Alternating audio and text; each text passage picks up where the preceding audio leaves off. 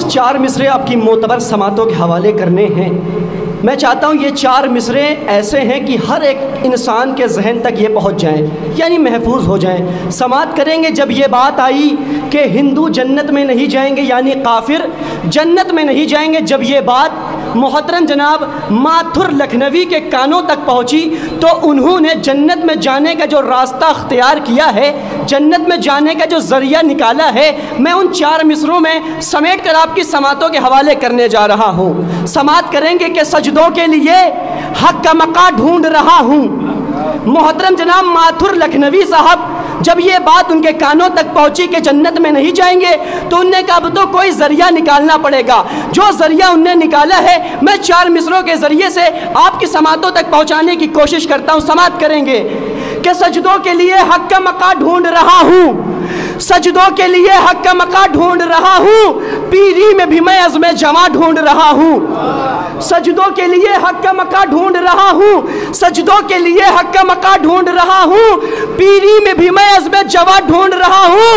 جنت میں یہ کہتا ہوا گھس جاؤں گا ماتھر، شبیر کے قدموں کے نشان ڈھونڈ۔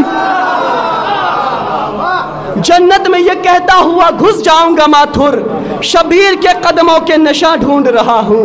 آئیے حضرات انہی مصروں کے زیر سایہ حجت الاسلام علی جناب مولانا انتظار عبدی الہ آباد اس وقت ہمارے بیچ موجود ہیں۔ میں ان سے گزارش کروں گا کہ برائے کرم ممبر افروز ہوں اور تمام مومنین سے گزارش ہے کہ بآواز بلند نعرہ صلوات سے استقبال کریں۔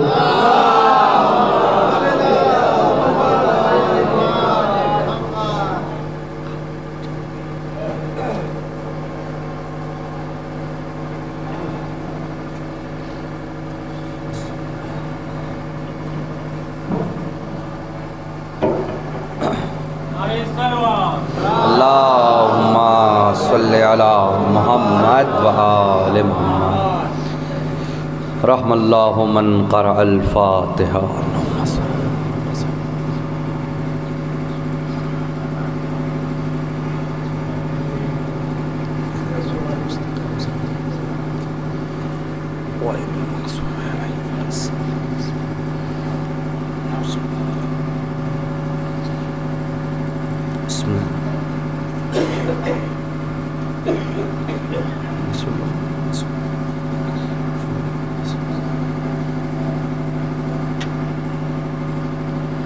اعوذ باللہ من الشیطان اللعین الرجیم، بسم اللہ الرحمن الرحیم۔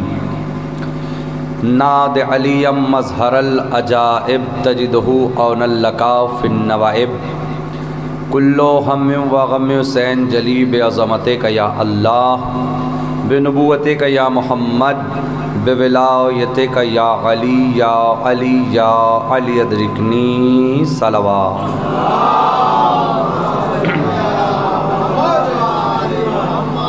الحمدللہ الذی لا یبلغ مدحتہ القائلون ولا یحصی نامہ العادون، الصلاۃ والسلام علی النبی الامی المکی المدنی القرشی العربی الہاشمی الابتہی التہامی، السید البہی السراج المضی الکوکب الدری، صاحب وقار والسکینہ، المدفون بعرض المدینہ، ابی القاسم محمد،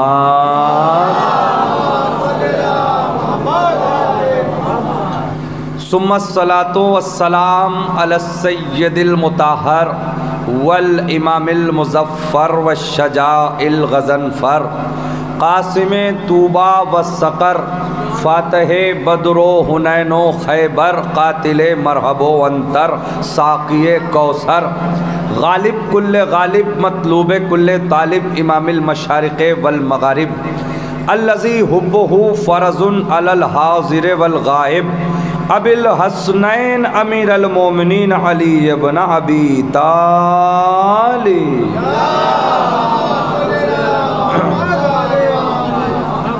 اما بعد فقد قال اللہ تبارک و تعالی فی کتاب المجید، بسم اللہ الرحمن الرحیم۔ اذ ابتلی ابراہیم ربہ بکلمات فاتمہن قال انی جاعلک للناس اماما، صلوات۔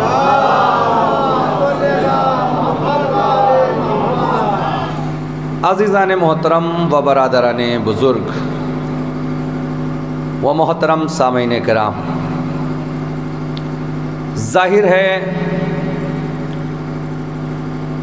مجالس فاطمی کا سلسلہ جاری ہے، اور ماشاءاللہ آپ سب مل کے عزائے فاطمی کو اس مقدس طریقے سے کہ جو منانے کا حکم ہے آپ منا رہے ہیں، اور یقیناً یہ کائنات کی اس شہزادی کا تذکرہ ہے کہ جس سے معتبر شخصیت صنف نسواں میں اس سے بہتر نہیں ہے۔ عزیزان گرامی، میں بھی بہت زیادہ تمہید نہ کرتے ہوئے اپنی بات کا آغاز کر رہا ہوں۔ میں نے جس آیت کو آپ کے سامنے پیش کیا ہے، اسی آیت سے فاطمیہ کے سلسلے سے کچھ باتیں عرض کرنی ہیں۔ غور فرمائیں کہ فاطمی اور مجالس فاطمی یا ایام مجالس فاطمی جو ہے، ایسا نہیں ہے کہ قدیم زمانے میں نہیں ہوتے تھے، مجالسیں نہیں ہوتی تھی، ایسا نہیں ہے، ہوتی تھی، لیکن اس عنوان سے، اس نوعیت سے نہیں ہوتی تھی جیسے پچھلے 10-15 سال سے ہو رہی ہیں۔ وجہ اس کی کیا بنی؟ وجہ اس کی یہ بنی کہ محبت سب کو اہل بیت اور جناب شہزادی سے اتنی ہی تھی، پہلے بھی اور اب بھی۔ ایسا نہیں ہے کہ اب محبت میں اضافہ ہو گیا، بلکہ ہوا یہ کہ علماء اکرام کے قول کے بنا پر ایک حقیقت سے، ایک حقیقت پہ کسی پالیسی کے تحت، توجہ چاہ رہا ہوں، عقیدت کی چادر پڑی ہوئی تھی۔ بات حقیقت تھی، چادر عقیدت کی پڑی ہوئی تھی۔ عقیدت کی چادر کیسے پڑی تھی؟ عقیدت کی چادر یہ تھی کہ معاذ اللہ عورتوں میں، اور شہزادی کا تابوت مردوں میں، مثلا شہزادی کا تذکرہ مردوں میں، اس طرح کی باتوں سے ایک تاریخی حقیقت پہ عقیدت کی چادر پڑی ہوئی تھی۔ اب علماء نے دیکھا عزیزان گرامی کہ یہ جو کام ہے یہ لازمی ہے۔ کیوں؟ کیونکہ مذہب تشیع کا کام ہے حقیقت کو اٹھا کے پوری دنیا کے سامنے لے آنا، حقیقت کو اٹھا کے پوری دنیا کے سامنے لے آنا۔ علماء نے دیکھا کہ مومنین جو ہے وہ حقیقت پہ عقیدت کی چادر ڈالے ہوئے ہیں، اور مجالس فاطمی اس عنوان سے نہیں ہو رہی ہے جیسے ہونا چاہیے۔ علماء نے اقدام کیا، مومنین نے بھی قدم بڑھایا، دونوں کے تعاون سے آج مجالس فاطمی کا عنوان جو ہے وہ عالی ہو گیا۔ توجہ چاہ رہا ہوں عزیزان گرامی، شیعت کا مطلب ہے کہ بلند کو بلند بتایا جائے اور پست کو پست بتایا جائے۔ توجہ چاہ رہا ہوں، جب عنوان بلند نہیں تھا، عنوان کی بات کر رہا ہوں، عقیدت و شخصیتیں تو وہ ہمیشہ کی بلند ہے، مجالس فاطمی کا عنوان بلند نہیں تھا، قاتل پردے میں چھپا ہوا تھا، لیکن جب مومنین نے جناب سیدہ کے مجالس کو، فاطمیہ کو بلندی پر پہنچایا، تو اب جو فاطمیہ میں شریک ہوا تو وہ بلندی سے پستی کی طرف دیکھنے لگا۔ جب پستی میں دیکھا تو قاتل زہرا کا چہرہ صاف دکھائی دیا۔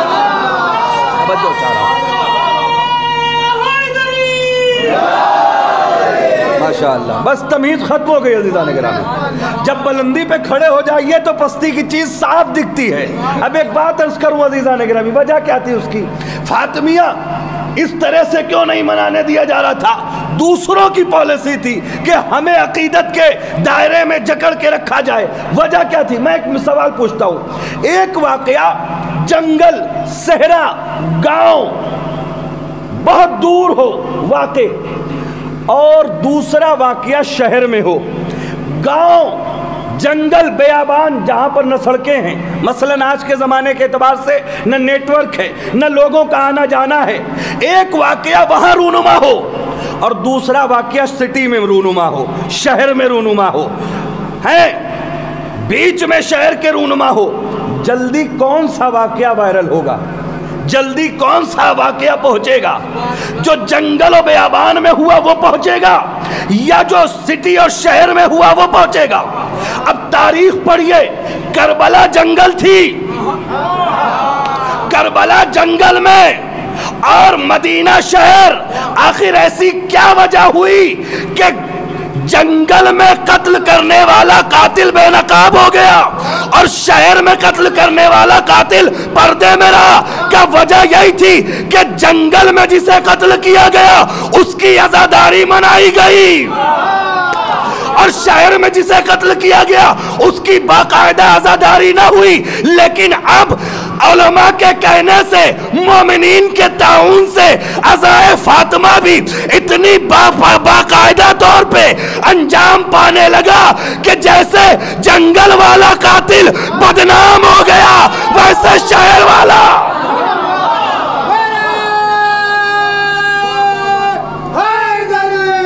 یا علی اللہم صلی علی محمد و آل محمد، جیسے جنگل والا قاتل بدنام ہو گیا ویسے اب شہر والا قاتل بھی بدنام ہوگا۔ اور عزیزان گرامی، اسی کا نام فاطمیہ ہے، اسی کا نام انقلاب ہے۔ عزیزان گرامی، دشمن کے آگے، ظالم کے آگے حق بات بولنے کا جو سلیقہ سکھاتا ہے اسے عزاداری و فرش فاطمی کہتے ہیں۔ توجہ چاہ رہا ہوں عزیزان گرامی، عزیزان توجہ چاہ رہا ہوں، بس آغاز کر دیا میں نے، اور اسی سلسلے میں نے جو آیت آپ کے سامنے پیش کی، اذ ابتلا ابراہیم ربہ بکلمات، اور جب ابراہیم کو آزمایا ابراہیم کے رب نے بکلمات، کلمات کے ذریعے، فَأَتَمَّهُنَّ، ابراہیم نے مکمل کیا، تمام کیا، قَالَ، تب اللہ نے کہا اِنِّي جَائِلُكَ لِلنَّاسِ اماما، میں نے تمہیں لوگوں کا پیشوا بنایا، میں نے تمہیں لوگوں کا لیڈر بنایا، میں نے تمہیں لوگوں کا رہبر بنایا۔ بات ہو گئی۔ اب آپ کہیں گے یہ امامت کے عنوان پہ فاطمیہ میں بیان کیوں؟ سنیے عزیزان گرامی، اے میرے پروردگار، کیا ابراہیم تیرے خاص بندے نہیں تھے؟ اللہ نے کہا تھے۔ اے میرے پروردگار، کیا ابراہیم پہ تجھ کو بھروسہ نہیں تھا؟ اللہ نے کہا تھا۔ اے میرے پروردگار، کیا ابراہیم نبی نہیں تھے؟ اللہ نے کہا تھے۔ اے میرے پروردگار، جب ساری صفت ابراہیم کے اندر موجود تھی تو تو نے ابراہیم کو عہدہ امامت و خلافت دینے سے پہلے امتحان کیوں لیا؟ تو اللہ نے پلٹ کے کہا کہ میں پروردگار ہوں، اب سے لے کر قیامت تک پیدا ہونے والے لوگ اور ان کے ذہنوں میں پیدا ہونے والی باتوں کو جانتا ہوں۔ میں نے عہدہ امامت و خلافت دینے سے پہلے امتحان لے کے دنیا والوں کو بتا دیا کہ دنیا والوں یاد رکھو، امام کسے بنانا ہے، خلیفہ کسے بنانا ہے، یہ میں طے کروں گا، تم طے نہ کرو گے۔ آمادگی سے سنیں تو ایک بات قرآن نے واضح کر دی، کیا کہ خلیفہ اور امام کون بنائے گا؟ اللہ بنائے گا۔ دوسری بات، قال ومن ذریتی، کیا میری اولادوں میں یہ عہدہ رہے گا؟ ذریتی لا ینال عہد الظالمین، اللہ نے کہا یہ عہدہ جو ہے وہ ظالموں تک نہیں رہے گا، ظالم عہدہ امامت و خلافت پہ نہیں آ سکتا۔ تو قرآن نے کتنی باتیں ثابت کر دیں؟ دو باتیں، پہلی کہ جسے بناؤں گا میں بناؤں گا، اور دوسری جو بنے گا میرے ذریعے سے وہ ظالم نہیں ہوگا۔ اے میرے پروردگار، اب اگر کوئی اس بات پہ آ جائے کہ ہم کسی کے اندر ظلم بھی دیکھیں گے اور اسے لیڈر بھی مانیں گے تو اللہ کہے گا کہ وہ دنیا میں تمہارا لیڈر ہو سکتا ہے، نہ اسے قرآن مانے گا نہ پروردگار مانے گا۔ ایک صلوات پڑھیں پر محمد تو عزیزان گرامی توجہ چاہ رہا ہوں، یہ مسئلہ قرآن نے دو باتیں ثابت کر دی، اب اسی دو بات پر بحث ہوگی انشاءاللہ۔ لا ینالو عہد الظالمین، یہ عہدہ ظالموں تک نہیں جا سکتا۔ اچھا ظالم کسے کہتے ہیں؟ توجہ چاہ رہا ہوں، ظالم کہتے ہیں کسی کو ستانے والے کو، ظالم کہتے ہیں کسی کو بے وجہ پریشان کرنے والے کو۔ ظالم کہتے ہیں کسی کا حق دبا لینے والے کو. بھائی توجہ کریں، ضروری نہیں کہ ساری باتیں خلاصے میں کہی جائیں. ظالم کہتے ہیں کسی کا حق دبانے والے کو، ظالم کہتے ہیں کسی کو پریشان کرنے والے کو، اور ظالم کہتے ہیں ظلم کرنے والے کو. اور ظلم کسے کہتے ہیں؟ علماء نے بتایا. شیعہ سنی کا مسئلہ نہیں یہاں پہ. علماء لغت ڈکشنری کے علماء کیا کہتے ہیں؟ شیعہ سنی تمام. ظلم، قرآن نے کہا ظالم کبھی خلیفہ اور امام نہیں ہو سکتا. ذہن میں رکھیے گا، جب ظلم کی ڈیفینیشن آپ پڑھیں گے، ظلم کی پریبھاشا پڑھیں گے، ظلم کی تعریف پڑھیں گے، تو کتاب میں لکھا ہوا ملے گا ظلم یعنی کسی شے کو اس کی جگہ پر، اس کی جگہ سے ہٹا دیا جائے اور کسی دوسری شے کو اس کی جگہ پہ لے آیا جائے. ہٹائی ہوئی شے کے ساتھ ہوا ہے ظلم، اور جس نے یہ کام کیا وہ ہے ظالم. اور ظالم کو قرآن پہلے کہہ چکا ہے کچھ بھی ہو جائے کبھی خلیفہ نہیں ہو سکتا، کبھی امام نہیں ہو سکتا. اب آئیے آگے بڑھتے ہیں. اے میرے پروردگار، ظالم نہیں ہو سکتا، کہا نہیں ہو سکتا. بنا نہیں سکتے، کہا نہیں بنا سکتے. کیوں؟ کب بنانے کی ذمہ داری میری ہے. اچھا میرے پروردگار، ہم اپنے سے بنائے تو کیا ہوگا؟ کس بتاتا ہوں کیا ہوگا.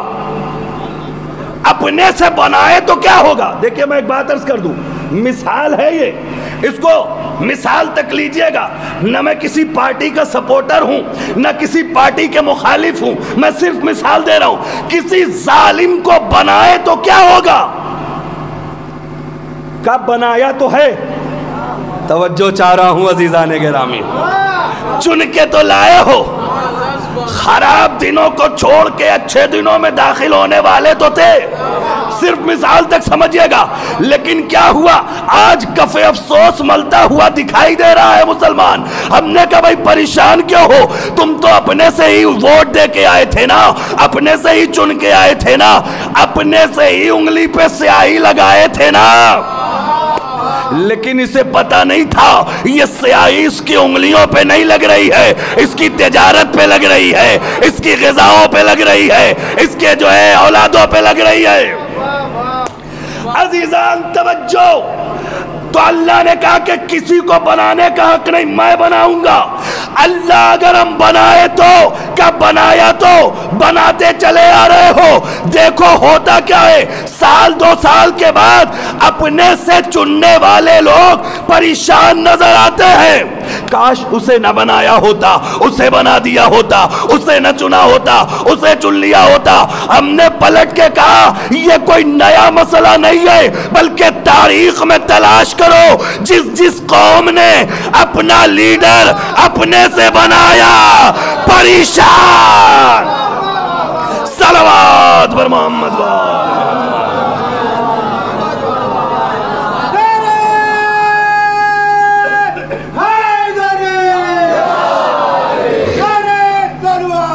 اللہم صلی علی محمد.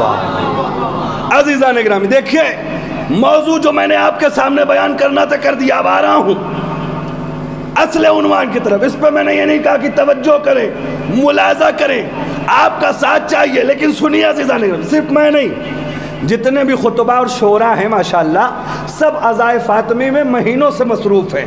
صرف میں اپنی بات نہیں کرتا، سب مصروف ہیں اور سب جو ہے مسلسل سفر میں ہیں.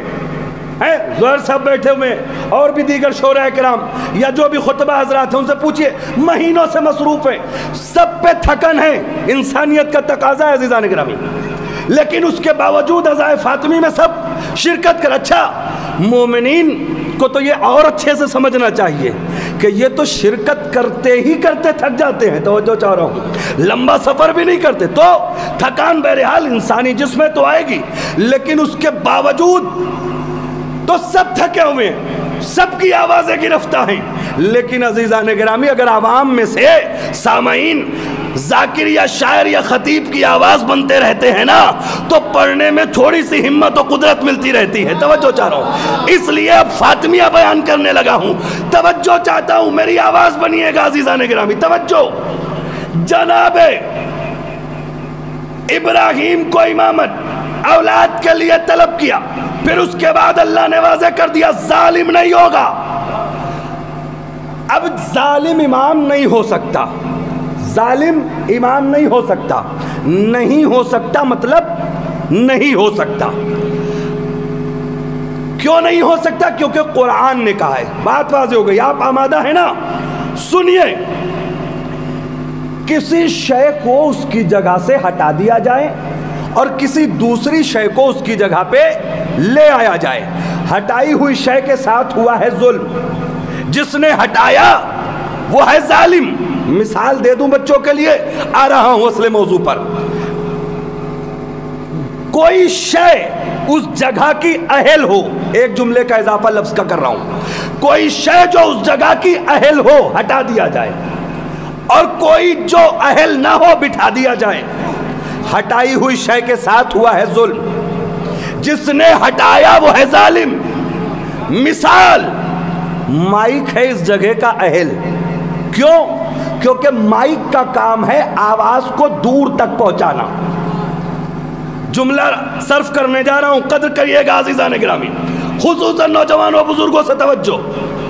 مائک کا کام ہے آواز کو دور تک پہنچانا، اور یہ ہے اس جگہ کا اہل۔ کوئی مائک کو ہٹا دے اور اس کے جگہ پر اس سے 10 گنا وزنی پتھر لا کے رکھ دے تو مائک کا جو کام ہے وہ پتھر نہیں کر پائے گا۔ توجہ چاہ رہا ہوں عزیزان گرامی، ایسا نہیں ہے کہ مائک میں بولو کچھ اور پہنچائے کچھ، جو بیان کیا جاتا ہے وہی پہنچاتا ہے۔ اسلام کی تاریخ کے ساتھ بھی یہی مذاق کیا گیا کہ جو پیغام الہی کو صحیح صحیح پہنچانے والا تھا اسے ہٹا دیا گیا۔ صلوات پر محمد و آل محمد۔ تو یہ ہے ظالم کی ڈیفینیشن، میں نے عرض کر دی۔ اور یہ بات بتائی کس نے عزیزان گرامی؟ یہ بات بتائی سیدہ کونین حضرت فاطمہ الزہرا صلوات اللہ علیہ۔ سنیے عزیزان گرامی، ایک خاتون 18 برس، توجہ چاہ رہا ہوں، اس نے دنیا کے ہر کام کو لوگوں تک پہنچایا۔ ابھی ولایت کی دفاع باقی تھی جو ہر مقام پہ گھر کے اندر سے کر رہی تھی، اب شہزادی نے وہ ولایت کی دفاع باہر سے کرنے شروع کر دی، قدم کے باہر نکالا۔ ایک جملہ عرض کر دوں، قدر کریے گا، آج پوری کائنات یہ نعرہ بلند کر رہی ہے کہ اسلام عورتوں کو قید رکھنے کا مذہب ہے، اسلام عورتوں کو پردے میں رکھنے کا مذہب ہے۔ ہم نے کہا تم پردے کا مفہوم سمجھ ہی نہیں سکے۔ جس پردے کو لوگ گھر میں قید ہونا سمجھتے ہیں وہی پردہ اجازت دیتا ہے کہ عورت گھر کے باہر بھی جا سکتی ہے۔ میں نے جملہ صرف کیا عزیزان گرامی، جس پردے کو یہ سمجھا جا رہا ہے کہ یہ عورتوں کو قید کرنے والی چیز ہے وہی پردہ ہے جو اجازت دیتا ہے کہ عورت باہر بھی جا سکتی ہے پردے کے ساتھ۔ تو شہزادی نے قدم بڑھایا، سمجھانا ہے نا کہ صحیح کون ہے غلط کون ہے، سچا کون ہے جھوٹا کون ہے۔ موبائلے میں سمجھانا تھا سچا کون ہے جھوٹا کون ہے۔ شہزادی نے گھر کے باہر قدم نکالا، دربار میں بتانا تھا سچا کون ہے جھوٹا کون ہے۔ شہزادی نے قدم باہر نکالا، وارے شہزادی کی ذات گھر سے قدم جب باہر نکالا تو کبھی ان جھوٹوں کو بے نقاب کیا، کبھی ان جھوٹوں کو بے نقاب۔ عزیزان گرامی توجہ، جملہ صرف کرنے جا رہا ہوں کہ شہزادی کے قدموں کا کمال دیکھیں کہ جب حجاب میں نکلی تو ایک جھوٹا بے نقاب ہوا، پھر حجاب میں نکلی پھر جھوٹا بے حجاب۔ اب شہزادی دربار تک پہنچی۔ اچھا مباہلے کی بات آگئی، ایک بات عرض کروں، مباہلے میں کیا تھا؟ مباہلے میں آیت آ چکی تھی کہ بھئی تم اپنے نفسوں کو لاؤ، ہم اپنے نفسوں کو لائے، تم اپنی عورتوں کو لاؤ، ہم اپنی، یہ سارا پورا واقعہ ہے۔ تم اپنے بیٹوں کو لاؤ، ہم اپنے بیٹوں کو لائے، تم آؤ ہم آئے، پھر کیا ہوگا؟ ثم نبتہی فنجعل لعنۃ اللہ علی الکاذبین، پھر اس کے بعد کیا ہوگا؟ جھوٹوں پہ اللہ کی لعنت ہوگی۔ یہ تھا مباہلے کا مسئلہ۔ توجہ میرے نوجوانوں، میرے بزرگوں، جھوٹوں پہ اللہ کی لعنت ہوگی۔ پیغمبر آئے، ابھی تک جو لوگ جنگ میں جانے سے کترا رہے تھے، جب پتہ چل گیا کہ آج جنگ نہیں کرنا ہے، تلوار نہیں چلانی ہے، تو کترانے والے لوگ بھی ساتھ جانے کے لیے آمادہ ہو گئے۔ نبی اللہ چلے، نبی اللہ چلے۔ نبی نے کہا تمہیں پتا ہے وہاں جھوٹوں پہ لعنت ہوگی۔ آئے جملے کی نزاکت کو سمجھئے کہ تم جانے کو کہہ رہے ہو، وہاں جھوٹوں پہ لعنت ہوگی۔ کہ جائے گا کون؟ کہ جائے گا وہ نہیں جائے گا جو دنیا کے نظر میں صدیق ہے، بلکہ وہ جائے گا جو اللہ کی نظر میں ہے۔ توجہ چاہ رہا ہوں عزیزان گرامی، لے کر گئے مباہلے میں۔ اچھا پھر کیا ہوا؟ آیت آ چکی ہے۔ اچھا یہ بتائیے، قرآن کی کوئی آیت بے وجہ آتی ہے؟ مثلا کوئی وجہ نہ ہو، نہیں آ سکتی، وجہ کے ساتھ آتی ہے، بے وجہ نہیں۔ اور یا تو آیت آتی ہے تو کچھ سمجھانے کے لیے، کچھ بتانے کے لیے۔ مباہلے کی جو آیت تھی وہ مباہلے سے پہلے آ گئی تھی۔ پورا واقعہ آپ کو پتا ہے مباہلہ کیسے ہوا، مجھے مباہلہ نہیں پڑھنا۔ کہا کہ آمنا سامنا ہوگا، پھر اللہ کی لعنت ہوگی کس کے اوپر؟ کس کے اوپر؟ جھوٹوں پر۔ اچھا ہوا کیا پھر مباہلے میں؟ آمنا سامنا ہوا، انہوں نے ہار تسلیم کر لی۔ آیت تو کہہ چکی ہے کہ جھوٹوں پہ اللہ کی لعنت ہوگی، اور یہاں تو جب آمنا سامنا کا میں ایسے چہرے دیکھ رہا ہوں کہ جو اشارہ کر دیں تو پہاڑ لرز جائے۔ اب جب دیکھا تو ڈر گئے، اور ڈر گئے تو ہار مان لی۔ جب ہار مان لی تو آیت تو آ چکی تھی کہ لعنت ہوگی، تو پھر اس آیت کا حق کہاں گیا؟ لعنت کہاں ہوئی؟ یہ تو واپس چلے گئے ہار مان کے۔ اب ساری دنیا یہی تو سمجھ رہی ہے کہ شہزادی دربار میں فدق لینے گئی تھی، لیکن حقیقت ہے کہ لعنت والی آیت کا حق ادا کرنے گئی تھی۔ ایک صلوات پر محمد۔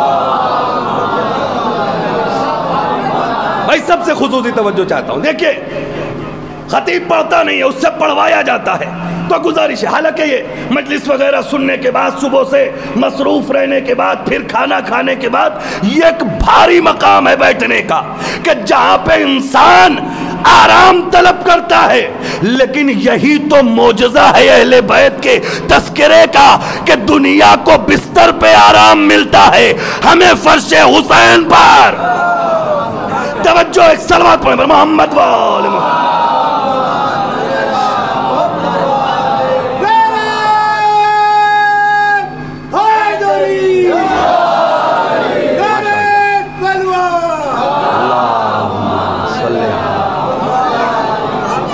میں دو تین جواب دے کر جاؤں گا ہم اپنے بچوں کو جو ان سے سوال کیا جاتا ہے۔ پہلا کہ شہزادی کے قتل کے لیے جب یہ لوگ چلے گئے تو کیوں مولا کائنات نہیں آئے؟ اگر مولا آ جاتے تب بھی اعتراض والے کو اعتراض ہی کرنا تھا۔ کیوں؟ اس لیے اعتراض کرنا تھا، سنیے، آپ سے یہ آن لائن بھی پوچھا جاتا ہوگا میسج وغیرہ کے ذریعے، نیٹ پہ بھی، کہ کیوں یہ بات غلط ہے، اگر ہوتی تو علی نہ آتے سامنے؟ آتے قتل کرتے لوگوں کو، تب بھی یہی سوال آپ کرتے کہ اپنے پرسنل فائدے کے لیے مسلمانوں کو قتل کر دیا، ہو سکتا تھا بعد میں ایمان لے آتے۔ لیکن جسے اعتراض کرنا ہے وہ کرے گا، کچھ بھی ہو جائے۔ جملہ عزیزان گرامی، شہزادی نے علی کو روکا تھا، علی نے فاطمہ کو نہیں بھیجا تھا۔ اس کے لیے میں دلائل پیش کر سکتا ہوں۔ توجہ، اہل سنت والجماعت کی کتابوں کو اٹھائیے جہاں 4 بیٹی تسلیم کی جاتی ہیں، 4 بیٹی، ہمارے وہاں یہ عقیدہ نہیں ہے۔ اس جھوٹی روایت میں لکھا ہے کہ جب پیغمبر کی پہلی بیٹی ان کے اعتبار سے اپنے سفر پہ تھی تو حالت حمل میں تھی اور ان پر ظالموں نے حملہ کیا اور حمل ساقط ہو گیا اور اس کے 1 سال کے اندر وہ بیٹی فوت ہو گئی. حالانکہ ہمارے وہاں یہ بیٹیوں کا تصور صرف ایک اکلوتی ہے، لیکن ان کے اعتبار سے تو پیغمبر نے اس پہ صبر کیا، لکھا ہوا ہے صبر کیا. تو جب پیغمبر صبر کر سکتے ہیں تو علی بھی تو صبر کر سکتے ہیں. یہ جواب تھا عزیزان کی، یہ دلیل تھی. اب اس کے آگے بڑھیے عزیزان. شہزادی دربار میں کیوں گئی؟ صحیح بخاری جو سب سے مشہور کتاب ہے ہمارے بھائیوں کی، میرا مطلب کسی پر الزام یا چیٹا کشی کرنا نہیں ہے، میں ایک جملہ عرض کر رہا ہوں. صحیح بخاری جیسے ہی نام لیا جاتا ہے صحیح بخاری، ویسے ہی لوگوں کے ذہن میں کیا تصور آتا ہے؟ ایک کتاب، موٹی سی کتاب جس میں ہسٹری آف اسلام لکھی ہوئی ہے پوری. ایسا نہیں ہے میرے عزیزوں. صحیح بخاری تاریخ کی کتاب نہیں ہے، صحیح بخاری احادیث کی کتاب ہے. اس میں حدیثیں جمع کی گئی ہیں، زیادہ تر حدیثیں فقہ کے اعتبار سے ان کے جمع کی گئی ہیں کہ کون سا رکن کیسے ہوگا. اس میں ایک باب ہے، باب فضیلت. باب فضیلت میں امام بخاری نے سب کے سلسلے سے چند چند حدیثیں لکھ دی ہیں فضیلت میں. تو شہزادی کے سلسلے سے پیغمبر کی بھی چند حدیثیں لکھی. وہ جو چند حدیثیں امام بخاری نے لکھی، توجہ چاہ رہا ہوں عزیزان گرامی، امام بخاری نے لکھی. یہ میں امام بخاری پہ زور کیوں دے رہا ہوں؟ اس سے بڑی بات یہ ہے کہ وہ پیغمبر کی حدیث ہے. امام بخاری نے لکھی تو کوئی کمال نہیں ہے، حدیث تو پیغمبر کی ہے نا. لیکن اس بخاری پہ زور کیوں دے رہا ہوں؟ کیونکہ اگر پیغمبر کی ایمان نہ ہوتا تو غدیر نہ مان لیا ہوتا. آئے توجہ کریں میرے عزیزوں. صحیح بخاری میں لکھا ہوا ہے فاطمہ سیدۃ النساء العالمین، سیدۃ النساء اہل الجنہ. فاطمہ جنت کی عورتوں کی سردار ہیں. سنیے، فاطمہ جنت کی عورتوں کی سردار ہیں. اب جب فاطمہ جنت کی عورتوں کی سردار ہیں تو کن عورتوں کی سردار ہے؟ بہت آمادگی سے سنیے گا. بے نمازی عورتوں کی، نمازی عورتوں کی، بے حجاب عورتوں کی، حجاب والی عورتوں کی سردار ہیں. جھوٹی عورتوں کی نہیں، سچی عورتوں کی سردار ہیں. بغیر اجازت کے گھر سے میدان میں چلے آنے والی عورت کی، ہائے توجہ چاہ رہا ہوں میرے عزیزوں، یا شوہر کی اجازت سے قدم باہر نکالنے والے کی. جھوٹی چوری کرنے والی عورت کی سردار نہیں، نیک دیندار عورتوں کی سردار. جھوٹا تو جنت میں جا ہی نہیں سکتا. کیوں؟ کیونکہ لعن اللہ علی الکاذبین. جھوٹا دعویٰ کرنے والا جنت میں نہیں جا سکتا. اب پتہ نہیں کیسے میں بات عرض کروں، میں اپنی بات پہنچا سکوں یا نہ پہنچا سکوں. بہرحال کوشش کرتا ہوں. اگر نہ پہنچا سکا اپنی بات کو تو آپ کی سماعت کی کوئی کمی نہیں، میری خطابت کی کمی. جھوٹا جنت میں نہیں جا سکتا. بات واضح ہے، جھوٹ بولنے والا جنت نہیں جا سکتا. امام بخاری کیا کہہ رہے ہیں؟ شہزادی جنت کی عورتوں کی سردار. یاد رکھیے گا، صحیح بخاری باب فضیلت، امام بخاری شہزادی جنت کی عورتوں کی سردار. اور جھوٹا جنت میں نہیں جا سکتا، جھوٹا دعویٰ کرنے والا جنت میں نہیں جا سکتا. اب آمادہ ہو گئے، سناؤں؟ چلیے میرے ساتھ دربار میں. ایک تخت پہ بیٹھا ہے، دوسری سامنے کھڑی ہے. یہ کہہ رہا ہے کہ فدق میرا حق ہے، شہزادی کہہ رہی ہے فدق میرا. دو لوگ دعوے دار ہو گئے. اب بات یہیں پہ روکیے گا، ذہن میں رکھیے گا. دربار فدق میرا، شہزادی نے کہا فدق میرا. دو دعوے دار، دو دعوے داروں میں دونوں سچے نہیں ہوتے. کسی کا موبائل گر جائے، دو لوگ لڑنے لگے، ایک کہے میرا ہے، دوسرا کہے میرا ہے. دونوں کا نہیں ہو سکتا، کسی ایک کا ہے. یہ ہو سکتا ہے کہ لڑنے والے دونوں جھوٹے ہوں، لڑنے والے دونوں جھوٹے ہو سکتے ہیں، دونوں سچے نہیں ہو سکتے، سچا ایک ہی ہے۔ اب سمجھ گئے؟ دو دعوے داروں میں دونوں صحیح نہیں ہو سکتے، ایک صحیح ہوتا ہے تو دوسرا غلط ہوتا ہے، ایک جھوٹا ہوتا ہے تو دوسرا سچا ہوتا ہے۔ اب مسلمان بتائے کہ دربار میں جو دو دعوے دار تھے، ایک کہہ رہا تھا کہ فدق میرا ہے، دوسرا کہہ رہا تھا کہ فدق میرا ہے، تو بتائیے کیا بنت پیغمبر جھوٹ بول رہی تھی یا تخت پہ بیٹھا ہوا حاکم جھوٹ بول رہا تھا؟ تو کون جھوٹا کون سچا کیسے پتا چلے؟ کہ جس کے بارے میں قرآن سچائی کی گواہی دے سمجھو وہ سچا ہے، اور جس کو حدیث سچا کہے وہ سچا ہے۔ تو اب ہمیں ایک ہی جگہ ملی کہ جہاں سچوں کو لے جانا تھا پیغمبر فاطمہ کو لے کر گئے اور دوسروں کو چھوڑ کر گئے۔ صلوات بر محمد۔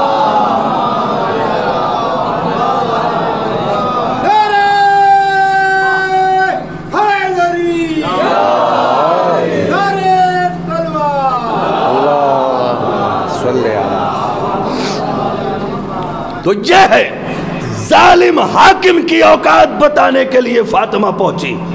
عزیزان گرامی توجہ کریں، یہ ہے سیرت فاطمہ۔ اپنے آپ کو پہچنوایا ہے فاطمہ نے لوگوں کے سامنے کی۔ دیکھو عورت کا کیا کردار ہونا چاہیے، کیا معیار ہونا چاہیے۔ توجہ چاہ رہا ہوں عزیزان گرامی، اب آپ پوری طرح سے جناب سیدہ کی فضیلت سننے کو آمادہ ہیں تو ایک بات میں بھی بیان کروں، وہ بخاری میں ہو، مشکات شریف میں ہو، صحیح مسلم میں ہو، کوئی فضیلت فاطمہ کا حق ادا نہیں کر سکتا۔ کیوں؟ ہم کیا مدح ہی کریں گے جس کا مدح خان خود خدائے کریم ہو، خدائے لم یزل ہو، خدائے ذوالجلال ہو۔ آپ کہیں گے کیسے؟ کیا فاطمہ کی مداحی خدا بھی کرتا ہے؟ ہم نے کہا ہاں، پڑھ کے تو دیکھو حدیث کے ساتھ تمہیں سمجھ میں آ جائے گا، اللہ بھی فضیلت بیان کرتا ہے۔ بھائی پوری توجہ، بھئی چند لوگ جو ہے متوجہ ہو کے سن رہے، چند لوگ اپنے اپنے موبائل یا اپنے اپنے پرسنل کاموں کو سوچ رہے ہیں، ایسے نہیں مجلس ہوتی۔ عزیزان گرامی، امام خمینی رحمت اللہ علیہ کہتے ہیں ایران کی سرزمین پر جناب سیدہ کے ولادت کے جشن کی تقریر کرتے ہوئے اس سے بڑا جملہ میں نہیں عرض کر سکتا۔ انہوں نے کہا جتنی بھی حدیثیں فضیلت فاطمہ میں پیغمبر کی زبان پہ آئی ہیں نا، وہ فاطمہ کی فضیلت کے اعتبار سے نہیں، ہمارے ذہن کی وسعت کے اعتبار سے ہے۔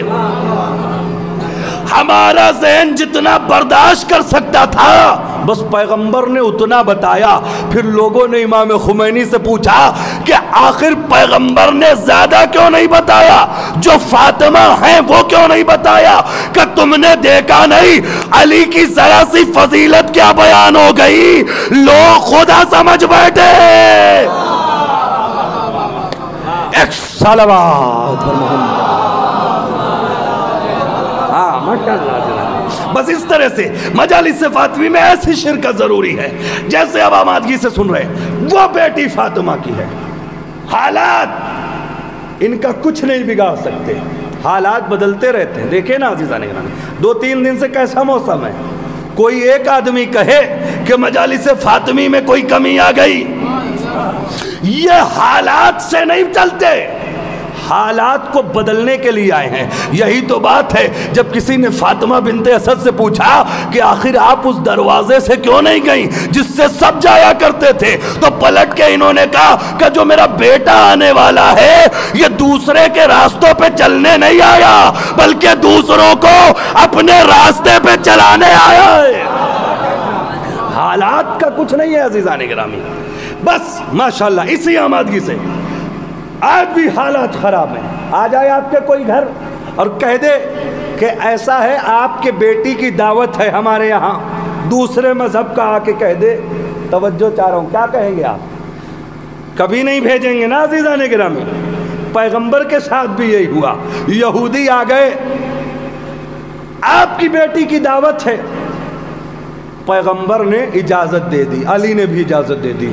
ہم نے کہا یا نبی اللہ, یہودی کا گھر, اپنی بیٹی عصمت و طہارت کی ملکہ کا فاطمہ میری بیٹی تو ہے, لیکن کیا تم نے سنا نہیں یہ جزوِ رسالت بھی ہے, اور رسالت کا کام وہ کہیں بھی جائے کرے گی. ہم نے کہا مطلب سمجھے نہیں, یہودیوں کے وہاں جانے کی اجازت کیوں دے دی؟ کہ تمہیں پتہ نہیں یہ جزوِ رسالت ہے, کار رسالت کرے گی. کا مطلب کہ جا تو اکیلے مسلمان رہی ہے, جب پلٹے گی سب مسلمان. ماشاءاللہ.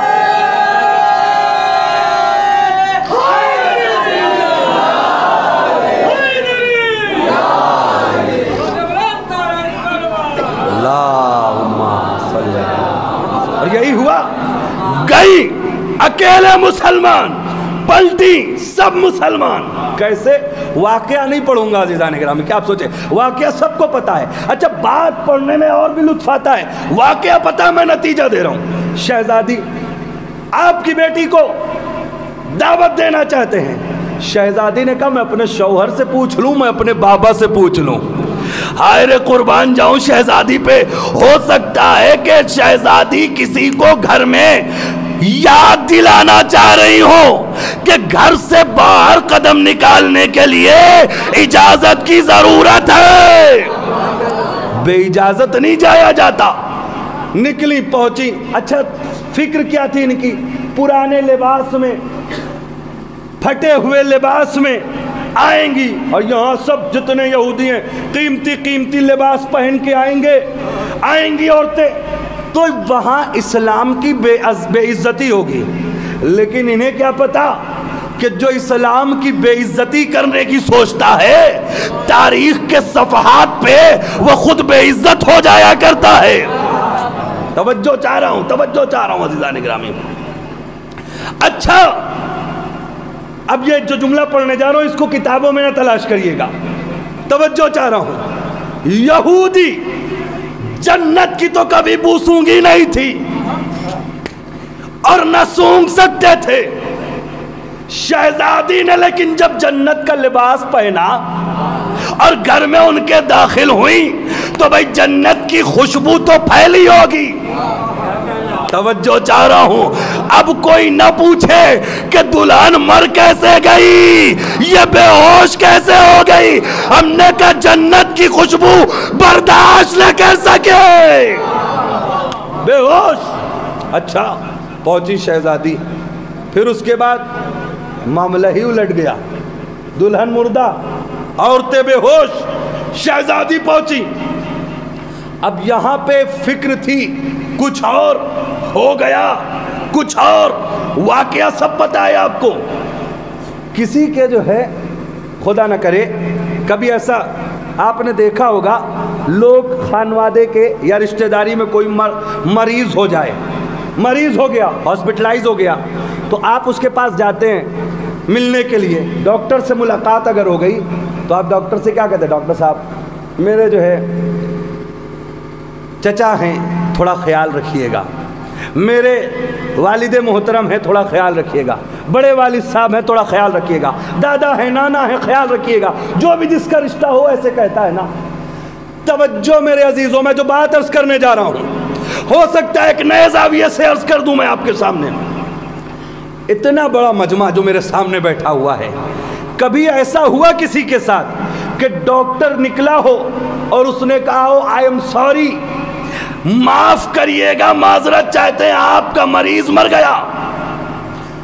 مرنے کو بتانے کے بعد کوئی ہے کہ جس نے گزارش کی ہو کہ ڈاکٹر صاحب زندہ کر دیجئے, ڈاکٹر صاحب جلا دیجئے, دوبارہ زندہ کر دیجئے؟ کسی نے کہا کہ نہیں, دنیا ان طبیبوں کی اوقات جانتی ہے, یہ زندوں کو تو زندہ رکھ سکتے ہیں لیکن مردوں کو نہیں کر سکتے.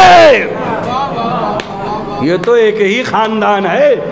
توجہ چاہ رہا ہوں. اچھا یہ بات ہمیں پتا ہے کہ مردے کو زندہ نہیں کیا جا سکتا, کوئی ڈاکٹر سے ریکویسٹ نہیں کرتا. کیا یہودیوں کو نہیں پتا تھا؟ کیا یہودیوں کو نہیں معلوم تھی یہ بات کہ جب دلہن مردہ ہو گئی تو آ کے کہنے لگے ارے شہزادی معذرت چاہتے ہیں، غلطی ہو گئی، میری مردے کو میرے زندہ کر دیجئے، دلہن کو زندہ کر دیجئے۔ اے یہودیوں تمہیں پتہ نہیں کہ مریض کو ٹھیک کیا جاتا ہے، مردے کو زندہ نہیں کیا جاتا؟ کیا پتہ ہے کہ مردے کو زندہ کوئی نہیں کر سکتا، لیکن کیا کرے، ہم دشمن ضرور ہیں لیکن دیکھتے چلے آئے ہیں کہ ان کا گھرانہ اگر ٹھوکر مار دے مردہ۔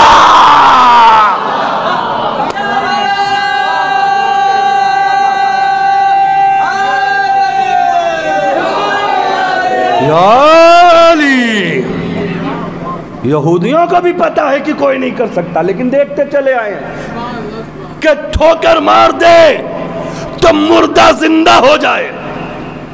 یاش اگر ہمارے آپ کے جیسا کوئی آدمی ہوتا ایٹیٹیوڈ آ جاتا، غرور، گھمنڈ، اچھا بے عزتی کے لیے بلایا تھا نا، اب آ گئے، سنیں گے ہی نہیں اس کی بات۔ خدا نہ کرے کہ کبھی کسی بے غیرت کو کوئی عہدہ مل جائے۔ ہائے توجہ کرے عزیزان گرامی، کیونکہ جب کسی بے غیرت کو کوئی عہدہ مل جاتا ہے نا، ہماری آپ کی تو دور کی بات ہے، وہ پیغمبر کی بیٹی کی بھی نہیں سنتا۔ ہائے توجہ، پھر اس کے بعد شہزادی لیکن رحمت للعالمین کی بیٹی، سب کے لیے رحمت، جزو رسالت۔ انہوں نے کہا ٹھیک ہے تمہارا جو منشا تھا لیکن ہم، شہزادی نے بھی کہا ہوگا، کہا کہ اگر تم اپنے راستے سے بھٹک سکتے ہو لیکن میں پیغمبر کی بیٹی ہوں، میں رحمت للعالمین کی بیٹی ہوں، سب کے لیے رحمت ہوں۔ کہا ٹھیک ہے۔ تاریخی جملہ، واقعہ سب کو پتا ہے، شہزادی نے کہا ایسا ہے زندہ ہو جائے گی دلہن، جاؤ مصلی لے کے آؤ۔ جو بات میں عرض کرنے جا رہا ہوں میری بات پہنچ جانی چاہیے، جاؤ مصلی لے آؤ۔ شہزادی مصلی؟ کہاں مصلی؟ نماز پڑھوں گی، دعا کروں گی، زندہ کروں گی۔ اے شہزادی مصلی کیوں؟ اشارہ کریے، زندہ کریے، یہ مصلی کیوں؟ کہ تجھے پتا نہیں کہ میں کھڑی ہوں یہودی کے گھر میں؟ ہائے توجہ اسلام کی تبلیغ دے کے، کہ تجھے پتا نہیں میں کھڑی ہوں یہودی کے گھر میں؟ مصلی آیا، اشارے کی بات کرتے ہو، طاقت و قوت کی بات کرتے ہو۔ شہزادی بھی کہیں گی قوت تو اتنی ہے کہ دلہن کیا، جس سمت میں دلہن لیٹی ہے اس سمت اشارہ کر دوں تو جتنی بھی اس سمت میں عورتیں مردہ ہیں سب کے سب زندہ ہو جائے۔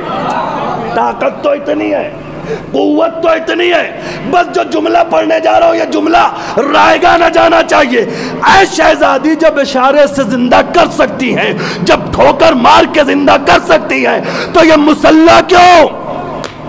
مصلی منگوایا، حجرے میں گئی، مصلی بچھایا، نماز پڑھی 2 رکعت، دعا کی، پروردگار زندہ کر دے، پروردگار زندہ کر دے۔ اے شہزادی جب آپ اشارے سے زندہ کر سکتی تھی تو آپ نے دعا کیوں کی؟ کہ تم سمجھے نہیں میں فاطمہ ہوں، اگر اشارے سے زندہ کر دیتی تو یہ یہودی فاطمہ کے مرید ہو جاتے، لیکن دعا کر کے مصلی بچا کے یہ اللہ کے مرید۔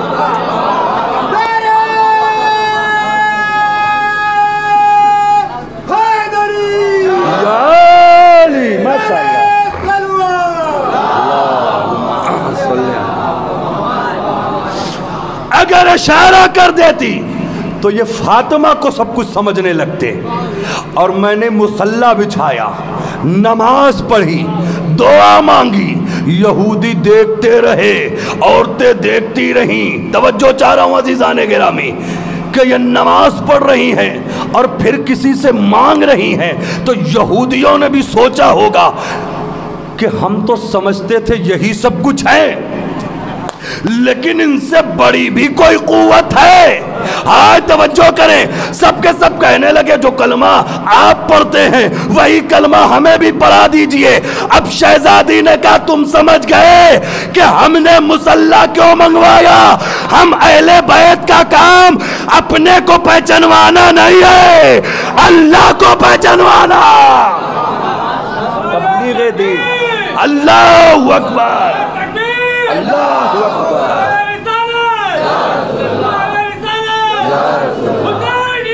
زندہ آباد، زندہ آباد، مردہ آباد، مردہ آباد۔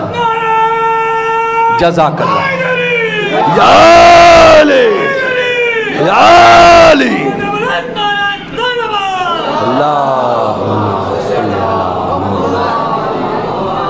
اہل بیت کا کام ہی نہیں ہے اپنے آپ کو پہچنوانا، اہل بیت کا کام ہے اللہ کو پہچنوانا۔ اللہ کا کام ہے اہل بیت کو پہچنوانا۔ ہائے توجہ کریں عزیزان گرامی، اب اگر کوئی اہل بیت کے ذکر میں اپنے آپ کو ملوث کر کے، توجہ چاہ رہا ہوں، ذکر کو روکنا چاہے تو وہ سب سے بڑی غلطی کر رہا ہے، کیونکہ یہ کام ہمارا نہیں ہے، اللہ کا ہے۔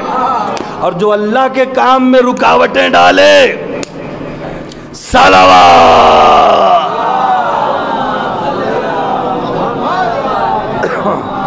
اچھا اب ایک بات بتائیے، کسی کا ایکسیڈنٹ ہو جائے، حادثہ خدا نہ کرے، اب جب گر گیا اسے پتہ نہیں کیا ہوا، بے ہوش، آپ اسے اٹھائیں، ہاسپٹل لے جائیں، ایڈمٹ کرائیں، اس کا دوا علاج کرائیں، پھر ہوش میں آئے۔ وہ جب ہوش میں آئے گا تو وہ پوچھے گا نا اپنے آس پاس والوں سے، بھائی میرا ایکسیڈنٹ تو وہاں ہو گیا تھا، یہ یہاں تک میں کیسے آیا؟ تو آس پاس والے بتائیں گے فلاں صاحب ہیں، تمہیں اٹھایا لائے، آج تم زندہ ہو تو ان کی بدولت زندہ ہو۔ تو فوراً یہ کہے گا نہیں کہ مجھے اجازت تو دو میں جا کے تھوڑا شکریہ ادا کر لوں، ہے نا؟ اب چلیے پھر اسی یہودی کے گھر میں جب مردہ دلہن کو زندہ کیا ہوگا تو ہوش میں آنے کے بعد، زندہ ہونے کے بعد اس نے کہا نہیں ہوگا کیا ہوا؟ میں مر گئی تھی، یا لوگوں نے بتایا تم مر گئی تھی، تمہیں زندہ کیا کس نے؟ کا حجرے میں بنت پیغمبر ہیں اس نے، چلے جاؤ، کہ جا رہی ہوں شکریہ ادا کرنے۔ تو گئی ہوگی یا نہیں پیغمبر کے پاس، پیغمبر کی بیٹی کے پاس حجرے میں؟ اب جملہ سنیے، جب تک مردہ تھی، فاطمہ سے دور تھی، جیسے ہی زندہ ہوئی فاطمہ کے قریب، ہم نے کہا یہی تو 1400 سال سے ہم بھی سمجھانا چاہ رہے ہیں، جو فاطمہ کے قریب ہے وہ زندہ، جو فاطمہ سے دور مردہ۔ یا علی، اللہم صلی علی محمد۔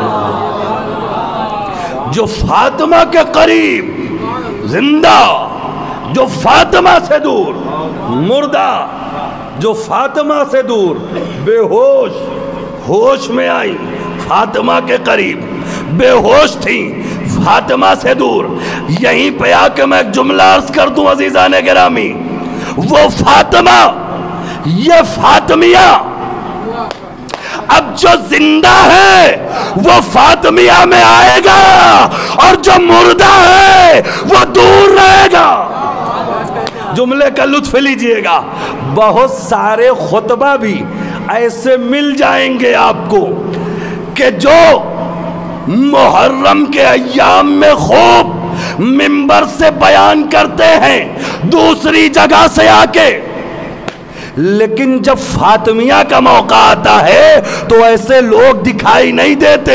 وجہ کیا ہے کہ محرم میں تو قاتل حسین پہ خوب لعنت ہوتی ہے، لیکن فاطمیہ میں قاتل زہرا پہ لعنت نہیں کرتے، کا اس لیے کہ وہاں بے نقاب ظالم کو بتانا ہے، اور یہاں پردے کے ظالم کو بے پردہ کر دینا۔ صلوات۔ عزیزان گرامی ذرا توجہ فرمائیے، یہ ہے فاطمہ. تو فاطمہ نے بتایا حاکم ظالم ہے تو اس کے خلاف آواز اٹھاؤ، بتاؤ کہ یہ غلط ہے، بتاؤ کہ یہ اس کی طینت میں غلطی ہے، ظلم ہے. عزیزان گرامی، اور آواز اٹھانا غلط نہیں ہے، صحیح ہے. ہندوستان میں بھی ایک آواز اٹھی حاکم کے خلاف. میں نے پہلے ہی کہہ دیا کسی پارٹی سے میرا کوئی سروکار نہیں ہے، میں مثال دے رہا ہوں. ایک آندولن ہوا، کسان آندولن. توجہ چاہ رہا ہوں، یہ بات میری پہنچ گئی تو جو پوری بات میں پڑھ رہا ہوں ابھی تک سب کا نتیجہ پہنچ جائے گا آپ لوگوں تک. کسان آندولن ہوا، وجہ کیا تھی؟ وجہ کیا تھی؟ وجہ تھی کہ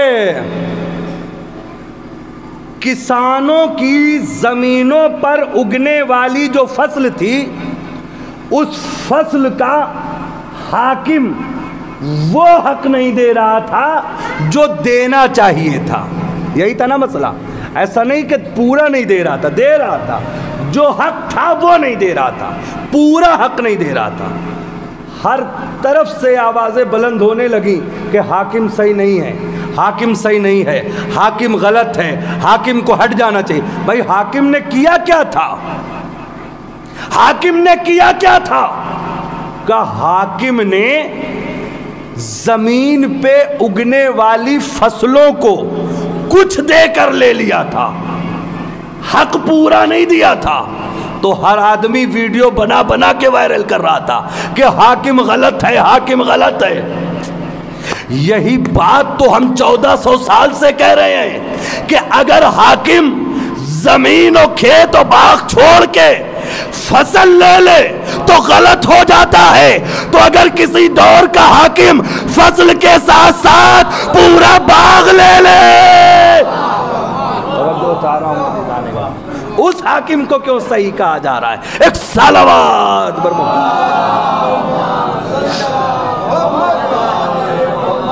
بس عزیزان گرامی، بہت جلدی میں بات تمام کر رہا ہوں. ایک بات عرض کر دوں بس، جناب سیدہ نے کیسے حاکموں کو بے نقاب کیا ہے. کتاب ازالت الخفا لکھنے والے شاہ محدث دہلوی، کتاب الفاروق لکھنے والے علامہ شبلی نعمانی، اہل سنت والجماعت کی 2 معتبر کتابیں. توجہ، ان 2 معتبر کتابوں کی بات حوالہ نوٹ کریے. دوسری خلافت کا دور، حاکم تخت پر.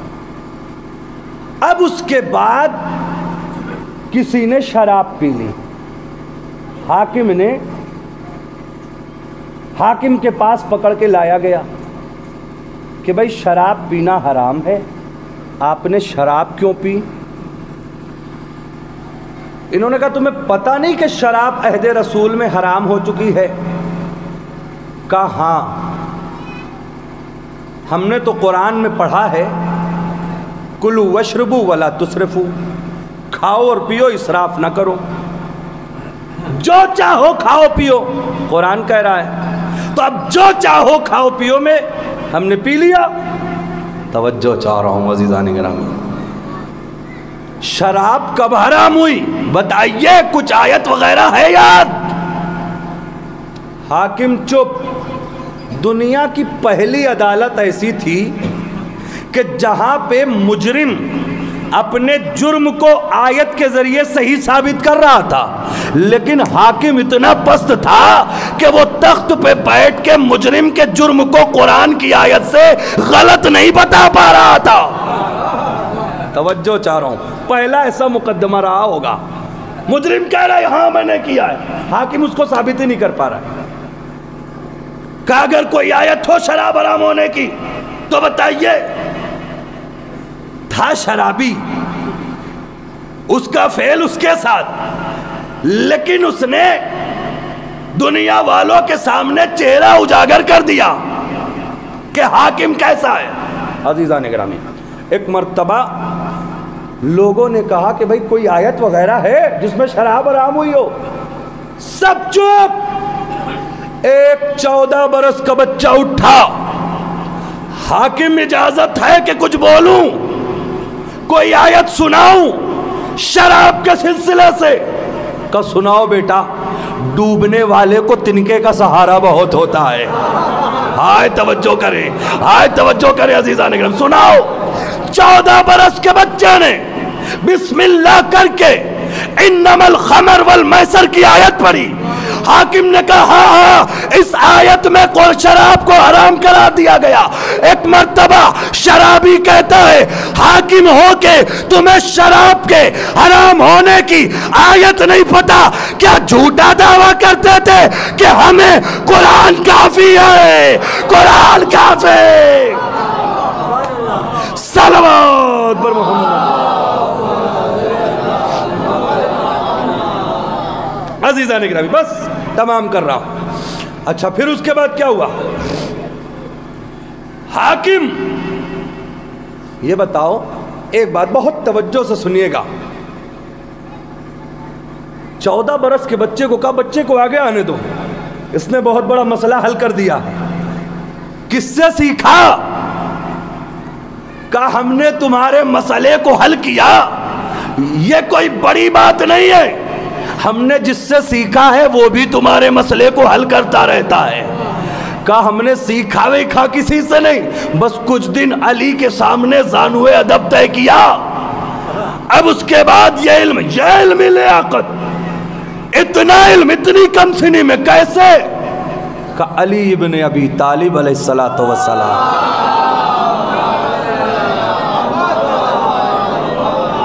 کون ہو؟ کون ہو؟ کہ ابن عباس۔ توجہ چاہ رہا ہوں، ابن عباس، ابن عباس علی کے سامنے حصول علم کرنے میں کیسا محسوس کرتے ہو؟ ان کے سامنے بیٹھ کے پڑھنے میں ان سے کیسا فیل کرتے ہو؟ کیسا احساس ہوتا ہے؟ کب بتایا نہیں جا سکتا۔ اب عزیزان گرامی جو بات ابن عباس نے نقل کی ہے، توجہ چاہ رہا ہوں، حضرت علی کے علم کو سمجھنے کی کوشش کریے، حالانکہ سمجھ میں نہیں آ سکتا۔ ابن عباس نے کہا علم علی بتایا نہیں جا سکتا، کہا کچھ تو بتاؤ، کچھ تو سمجھاؤ، کیسے سیکھا؟ کہا سنو، توجہ میرے عزیزوں، میرے نوجوان، میرے بزرگ۔ کہا 7، ایک سمندر میں کتنا پانی ہوتا ہے؟ بے حساب۔ ابن عباس نے کہا 7 سمندر کا پانی مل گیا۔ سمجھ لے، مثال دیکھیں ابن عباس کی، کہ 7 سمندر کا پانی مل گیا اور پانی ہی پانی۔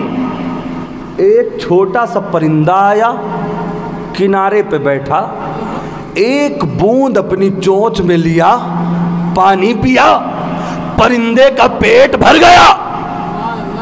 کا مطلب کہ یہ جو پرندے نے پانی پیا ہے ایک بوند، یہ ہے ابن عباس کا علم، اور یہ جو 7 سمندر ہے یہ ہے علی کا علم۔ عزیزان ابن عباس تو کہہ چکے، اب مجھے بھی کہہ لینے دیجئے، جب یہ ایک قطرے علم کا مقابلہ نہ کر سکے تو 7 سمندر۔ صلوات محمد۔ بس عزیزان گرامی، جو مجھے عرض کرنا تھا میں عرض کر چکا۔ یہ ہے ذات شہزادی، یہ ہے فاطمیہ کا مطلب۔ ظالم کو بے نقاب کرنے کا منصوبہ ہے فاطمیہ۔ اب سکے کے دوسرے پہلو کو بھی سنیں، جو میری مجلس کا عنوان رہا کرتا ہے۔ کوئی بھی مجلس صرف فضائل کے باب سے نہیں ہونی چاہیے، ایک ہدایتی گوہر بھی ہونے چاہیے۔ سنیے گا عزیزان گرامی، ہم اور آپ یہاں پہ کس لیے بیٹھے ہوئے ہیں؟ ہم اور آپ بیٹھے ہوئے ہیں پیغمبر کی بیٹی کے قتل پہ رونے کے لیے۔ سنیے، میں مصائب نہیں پڑھ رہا ہوں، لیکن اگر یہ باتیں نہیں پڑھی تو میرا دامن پکڑا جائے گا روز محشر۔ بیٹی کے قتل پہ رونے کے لیے بیٹھے ہیں کسی کے، پیغمبر کے۔ لیکن آج زمانہ ٹیکنالوجی بڑھ گئی ہے، زمانہ ترقی کر گیا ہے، ایسے بھی افراد ہیں ہم میں۔ اب کون ہیں عزیزان گرامی؟ ہر جگہ کچھ لوگ مل جائیں گے کہ اس بڑھتے ہوئے ٹیکنالوجی کے دور میں انہوں نے اپنی ہی بیٹیوں کا قتل پیدا ہونے سے پہلے بطن میں کیا. توجہ چاہ رہا ہوں. اگر ایسے افراد فاطمیہ منا رہے ہیں تو استغفار کریں. پیغمبر کی بیٹی کے قتل پہ رونے والوں، اگر کسی نے اپنی بیٹی یا بیٹے کو پیدا ہونے سے پہلے ہی انجیکشن اور دواؤں کے ذریعے قتل کر ڈالا ہے تو ان کا شمار روز محشر قاتلین کی صف میں ہوگا. ایک صلوات بر محمد.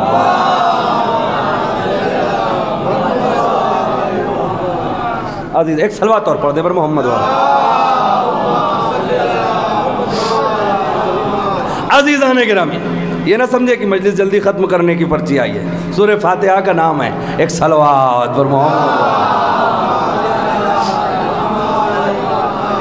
عزیزان توجہ چاہ رہا ہوں بس، لیکن میں بہت جلدی تمام کر رہا ہوں. دیکھیں خطیب ہو یا شاعر، جب بھی جو ہے عوام اچھا سنتی ہے تو وہ دیر تک پڑھا کرتا ہے، لیکن میں اپنے معین وقت میں ختم کر رہا ہوں مجلس کو.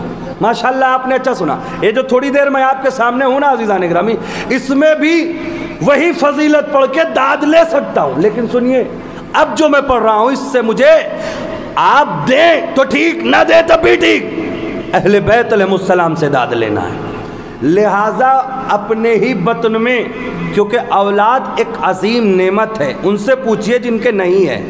اگر کوئی بیٹی یا بیٹوں کو بطن میں قتل کر رہا ہے وہ قاتلوں میں شمار کیا جائے گا، وہ انجیکشن کے ذریعے ہو، دواؤں کے ذریعے ہو. اگر اللہ نعمت دے رہا ہے تو آپ کو اسے لینا چاہیے. یہ نہیں سوچنا چاہیے کہ کھلائے گا کون، پلائے گا کون، پالیں گے کیسے، پڑھائیں گے کیسے. ارے جس اللہ نے تمہیں پال کے باپ بنا دیا وہ اس بچے کو نہیں کھلا سکتا. توجہ چاہ رہا ہوں. ایک میسج فاطمیہ کے ذیل میں عزیزان گرامی. دوسری بات عزیزان گرامی، فاطمیہ میں ہم اکٹھا ہوتے ہیں حق دبانے والوں پہ لعنت کرنے کے لیے. توجہ چاہ رہا ہوں. حق دبانے والوں پہ لعنت کرنے کے لیے. اور اگر کسی کا حق دبا کے محلے اور پڑوس اور گاؤں اور علاقے میں ہم خود فاطمیہ بنان کرے، توجہ چاہ رہا ہوں عزیزان گرامی، توجہ چاہ رہا ہوں. یہ باتیں نہیں پڑھی جاتی، اس لیے توجہ کریں کہ فاطمیہ کا مطلب حق دبانے والوں پہ لعنت کرنا ہے.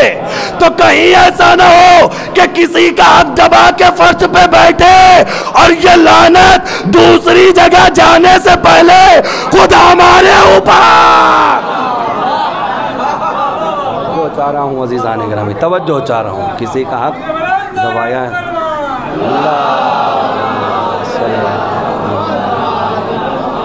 عزیزان گرامی توجہ چاہ رہا ہوں، حق واپس کر دیجئے. یہ ہے عزیزان گرامی، ورنہ اسی صف میں قتل کیا بیٹوں کو تو یا بیٹیوں کو تو قاتلین کی صف میں، حق دبایا تو غاصبوں کی صف میں. جناب فاطمہ زہرا کا قاتل ہے اور ان کے حق کا غاصب، اس کو پہچاننے کی ضرورت نہیں ہے، وہ روز محشر خود پہچان میں آ جائے گا. آپ کہیں گے کیسے؟ مشکات شریف کی ایک روایت پڑھ دوں عزیزان گرامی، جو خطبہ جمعہ میں اور واعظ و نصیحت کے بزم میں بیان کی جاتی ہے ہمارے بھائیوں کے وہاں. وہ کیا ہے کہ اگر کسی نے کسی کا ایک بالشت بھی حق دبایا ہے تو یہ ہمارے بڑے بھائیوں کے وہاں بیان کی جاتی ہے، لوگوں کو بتائی جاتی ہے. کسی نے کسی کا ایک بالشت حق دبایا ہے تو اس سے 7 بالشت، 7 گنا، 7 طبق کا جو وزن ہوگا وہ اپنے گلے میں توق کے برابر لے کے جا رہا ہوگا. تو یہ خالی عذر کے لیے نہیں ہے. ہم نے اگر کسی کا ایک بالش دبایا ہے تو ہم بھی مولانا صاحب ضرور ہے، امامہ ضرور لگاتے ہیں، لیکن جو غلط کیا ہے اس کو جھیلنا پڑے گا. اب یہ الگ بات ہے. توجہ چاہ رہا ہوں عزیزان گرامی، پتہ نہیں کیسے عرض کروں میں. فدق کتنا؟ ایک بالشت کا 7 بالشت. فدق کتنا بڑا تھا جانتے ہیں؟ روایت پیش کر دوں کہ جب لکھ کر دیا دربار میں کہ ہاں فدق تمہارا حق ہے، تحریر پھاڑنے سے پہلے لکھ کر دیا کہ تمہارا حق ہے. پھر اس کے بعد جب کسی لعنتی نے تحریر پھاڑی تو کیا جملہ کہا اگر فدق دے دیا تو یہ جو ملک روم اور یہ جو دوسرے فوجی کھڑے ہوئے ہیں مدینے کے ارد گرد، ان کے خلاف لڑنے والی جو فوجیں ہیں، اگر فدق دے دیا تو ان کا خرچ پورا کیسے ہوگا؟ جانتے ہیں 40,000 درہم اس وقت، دینار اس وقت، کہ جس کو آج کے زمانے کے اعتبار سے کنورٹ کیا جائے تو 4 ارب روپے سالانہ. کتنی زمین ہوگی؟ اب اس کا 7 گنا کریے اور 7 طبق. اللہ جانے فدق کا غاصب روز محشر کچھ اور بھی کرے گا یا خالی فدق ڈھوتا رہے گا. صلوات.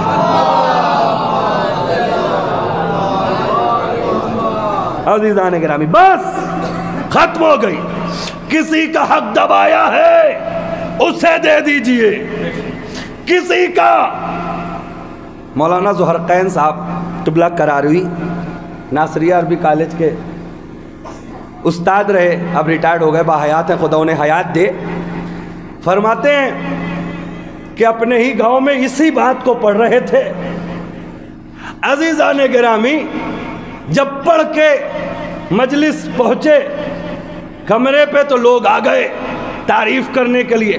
مولانا بہت اچھی بات کی، حق ایسے ہی بیان کرنا چاہیے تھا. اب وہ اسی گاؤں کے مولوی اور یہ اسی گاؤں کے افراد، توجہ، تو یہ جانتے تھے کہ کون کس طینت کا ہے، تعریف بھلے سے کر رہے تھے. انہوں نے کہا کہ اگر مجلس اتنی پسند آ گئی ہے تو جس کا چھینا ہے اس کا لوٹا دو. توجہ چاہ رہا ہوں عزیزان گرامی، توجہ چاہ رہا ہوں. مجلسوں کا مطلب یہ ہونا چاہیے کہ ہم یہاں سے صرف تعریف اور سبحان اللہ کی برسات لے کے نہ اٹھے. فاطمیہ کا مطلب ہے بطن میں بیٹیاں نہ قتل ہوں، گھر میں فاطمی ماحول ہو. کسی کا حق ایک بالشت بھی چھینا ہے تو اسے واپس کر دیں. عزیزان گرامی، یہ ہے مجلس کی آخری بات. جیسے فدق ایک معصومہ کا حق ہے، ویسے ہی خمس بھی معصوم کا حق ہے. عزیزان گرامی، اگر کوئی خمس ادا نہیں کر رہا ہے، توجہ چاہ رہا ہوں، تو وہ ایک معصوم کا حق غصب کر رہا ہے. اور معصوم کا حق غصب کرنے والے پر یہ لازم ہے کہ پہلے دوسروں پہ لعنت کرنے سے پہلے وہ اپنے اوپر خود خیال کرے. یہ ہے فاطمیہ کا مطلب. عزیزان گرامی، اب خمس کسے دینا ہے، کتنا ہے، یہ دریافت کریے، بعد میں بتاؤں گا کسے دینا ہے. آپ بہتر سمجھتے ہیں، لیکن ادا کریے. عزیزان گرامی، ادا کریے. یہ بات جو ہے ہمیں سوچنی چاہیے. فاطمیہ منعقد کر دیا خالی ثواب کے لیے نہیں. عزیزان گرامی، فاطمیہ کا بدلاؤ کیا ہونا چاہیے. جس گاؤں جس علاقے میں جو لوگ فاطمیہ میں شریک ہو رہے ہیں وہ کسی کا حق نہ دبائیں. وہ جو ہے کبھی بطن میں بیٹے بیٹیوں کو انجیکشن اور دواؤں کے ذریعے نہ ساقط کریں، نہ قتل کریں. عزیزان گرامی، خمس ان کا ہونا چاہیے. کتنا، کیا، کیسے، یہ ایک الگ بحث ہے، پوچھیں میں بتاؤں گا. عزیزان گرامی، یہ ہے فاطمیہ کا مطلب. کیوں؟ کیونکہ جب ایک معصوم کا حق مارا جاتا ہے تو معصومین کو بہت تکلیف ہوتی ہے. فاطمہ کا حق مارا گیا، فاطمہ کو بہت تکلیف ہوئی. پیغمبر کی قبر لرزنے لگی. عزیزان، مدینے کے قبرستان مومنین سے جو چھلک رہے تھے وہ رونے کی آوازیں بلند کرنے لگے. عزیزان گرامی، یہ ہے فاطمیہ. عزیزان گرامی، بس ختم ہو گئے ہیں مجالس فاطمی کے ایام، لیکن رونے کے دن نہیں ختم ہوئے. عزیزان گرامی، اہل بیت پہ رونے کے لیے کچھ کرنے کی ضرورت نہیں ہے. بس ایک مرتبہ آنکھ بند کریں، ان کے ظلم کو یاد کریں، خود بخود آنسو آ جائے گا. عزاداروں، سوگواروں، ہم فاطمیہ میں رونے کے لیے بیٹھے ہیں. ہم مجالسوں میں آنسو بہانے کے لیے بیٹھے ہیں. کیسے پڑھوں سمجھ میں نہیں آتا عزیزان گرامی. فاطمہ کو جب حق نہ ملا تحریر پھاڑ دی گئی. فاطمہ گھر واپس آئیں, سر جھکائے ہوئے دروازہ کھولا, سر اٹھایا, سامنے زینب سے ملاقات ہو گئی. زینب نے اماں کا چہرہ دیکھا, کہا اماں یہ چہرہ اتنا متغیر کیوں ہے؟ کہا کہ بیٹی میں دربار میں کھڑی رہی, کسی نے بیٹھنے کو بھی نہ کہا. جیسے ہی زینب نے سنا اماں آپ اتنی دیر کھڑی رہی, کسی نے بیٹھنے کو نہ کہا, زینب لپٹ کے اماں سے رونے لگی. اب جب زینب رونے لگی نا تو بی بی اور تیز رونے لگی. کہا اماں اب رونے کی کیا وجہ ہے؟ کہ زینب میں دربار میں ضرور تھی لیکن میں حجاب میں تھی. ارے زینب ایک وقت وہ آئے گا کہ تو بازاروں میں بے پردہ پھرائی جائے گی. اجرکم اللہ عزادارو, اجرکم اللہ. عزادارو ایک بات عرض کر دوں, جب بھی حسین کی مجلس ہوتی ہے نا تو شکستہ پہلو فاطمہ پرسہ لینے کے لیے آ جاتی ہیں, لیکن جب کبھی حسین کی ماں کی مجلس ہوتی ہے نا تو بقی سے حسن آ جاتے ہیں, شام سے زینب آ جاتی ہے, ارے کربلا سے غریب حسین آ جاتے ہیں. اجرکم اللہ. خدا آپ کو کوئی غم نہ دے سوائے غم مظلوم کربلا کے. بس عزاداروں میں تمام کرتا ہوں. عزاداروں شہزادی واپس آ گئیں. عزاداروں وقت ایسا پراشوب ہو گیا تھا کہ لوگ رسول کے چوکھٹ پر آگ اور لکڑی لے کر آ گئے. جانتے ہیں کیسے؟ کہ رسول کی وفات کے بعد کوئی پرسہ دینے کے لیے نہیں آیا تھا. ایک مرتبہ حسن کو ایک زانو پہ, حسین کو دوسرے زانو پہ بیٹھا کے فاطمہ سر پہ دست شفقت پھیر رہی تھی. اتنے میں عزاداروں اتنے میں ایک شور اٹھا. ایک مرتبہ فاطمہ نے کہا جب سے تمہارا نانا دنیا سے گیا ہے تب سے کوئی پرسہ دینے کے لیے نہیں آیا. ارے بچوں جاؤ دیکھو شاید کوئی پرسہ دینے کے لیے آیا ہو. ایک مرتبہ حسن و حسین دوڑے, امام حسن نے دروازہ کھولا, عجیب منظر دیکھا, دروازہ بند کیا, واپس آئے. اماں آج تک ایسے پرسے والے نہ دیکھے جو ہاتھوں میں آگ اور لکڑیاں. اجرکم اللہ, اجرکم اللہ. ہاں عزادارو ابھی آپ کی آواز گریہ بلند ہو جائے گی. عزادارو پرسہ ہو جائے گا. شہزادی واپس آ گئی, آواز بلند ہو رہی تھی, خلو ابو الحسن, ابو الحسن کو باہر نکالو. ہاں عزادارو کیا تم اس گھر میں آگ لگا دو گے جہاں حسن و حسین جیسے بچے ہو؟ ارے ہو تو ہو. اب جو جملہ پڑھنے جا رہا ہوں عزادارو یہ جملہ دلوں تک پہنچے گا. کیوں؟ کیونکہ یہ آپ کی فطرت سے منسوب ہے. عزادارو سردی کا موسم ہے, آگ کے قریب بیٹھتے ہیں نا, ہاتھ لے جاتے ہیں, 1 سے لے کر 5 سیکنڈ گزرتا ہے عزادارو, 4-5 سیکنڈ, آگ کے قریب ہاتھ میں تپش ہونے لگتی ہے, ہاتھ جلنے لگتا ہے. اب جیسے ہی جلتا ہے ہاتھ ویسے ہی آپ کھینچ لیتے ہیں, پھر ہاتھ آگ کے قریب لے جاتے ہیں, پھر کھینچ لیتے ہیں. کیوں؟ کیونکہ ہاتھ جلنے لگتا ہے, تپش ہونے لگتی ہے. آپ 4-5 سیکنڈ سے زیادہ برداشت نہیں کر سکتے. اب روایت پڑھوں عزادارو جس دروازے میں آگ لگی ہوئی تھی اسی دروازے کو فاطمہ پوری طاقت سے کافی دیر روکے رہی فاطمہ. اب عزاداروں جب ملعون نے دیکھا نا کہ دروازہ نہیں گر رہا ہے تو ملعون نے ایک لات ماری.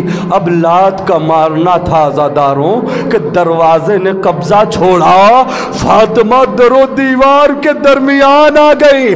عزاداروں جو جملہ پڑھنے جا رہا ہوں نا اس جملے پہ جتنا بھی رو لو لیکن جملہ آپ سمجھ نہیں سکتے, کیونکہ یہ جملہ وہی سمجھے گا جس کی بطن میں بچہ مرا ہو. عزاداروں دروازے کی فاطمہ کے پہلو میں آ گئی. فاطمہ نے آواز دی, ارے فضا, ارے فضہ مجھے سنبھالو۔ اجرکم اللہ۔ ہاں عزاداروں، آپ کا گریہ دیکھ کے لگ رہا ہے کہ عاشقان فاطمہ رو رہے ہیں، لگ رہا ہے کہ عاشقان فاطمہ گریہ کر رہے ہیں۔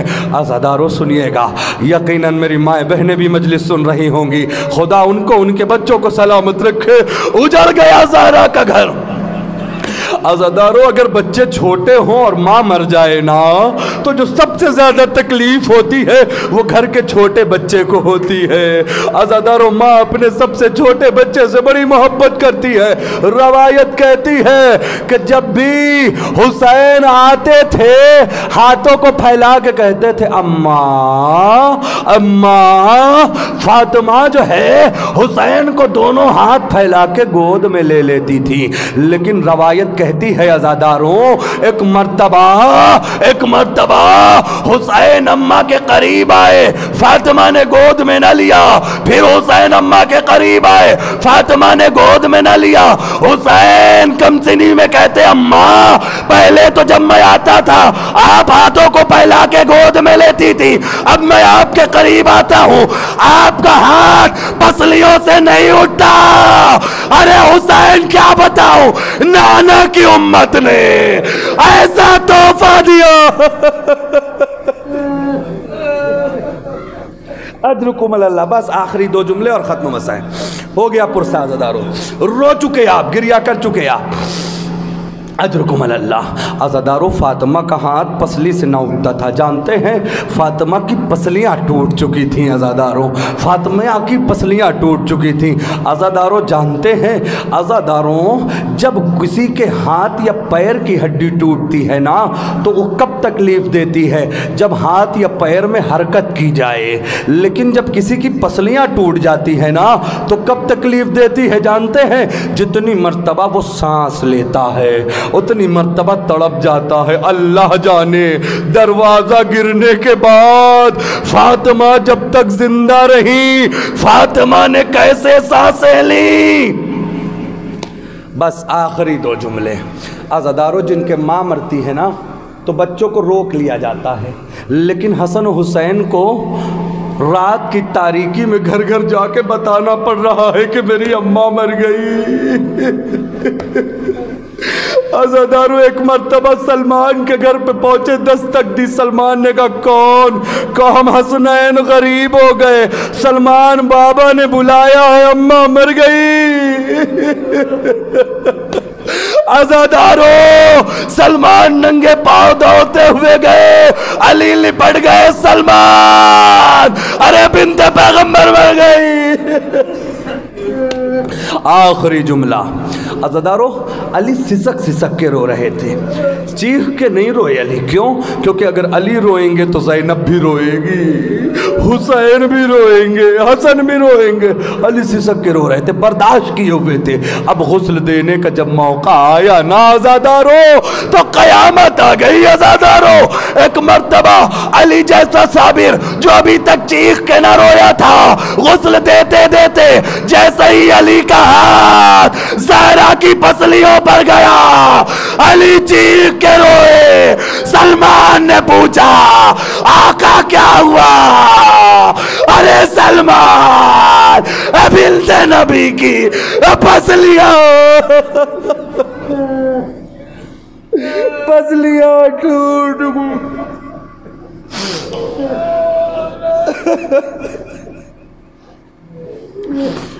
صبت الیام مصائب والنہار، صبت الیام مصائب والنہار، صبت الیام سرنا لیالیا،